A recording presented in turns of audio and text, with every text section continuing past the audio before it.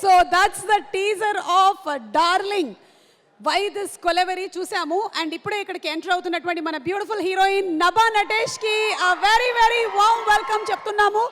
టీజర్లో చూసాము, అంటే అమ్మగా ఉన్నప్పుడు ఎలా ఉంటారు, చెల్లిగా ఉన్నప్పుడు ఎలా ఉంటారు, గర్ల్ ఫ్రెండ్గా ఉన్నప్పుడు ఎలా ఉంటారు చెప్పారు.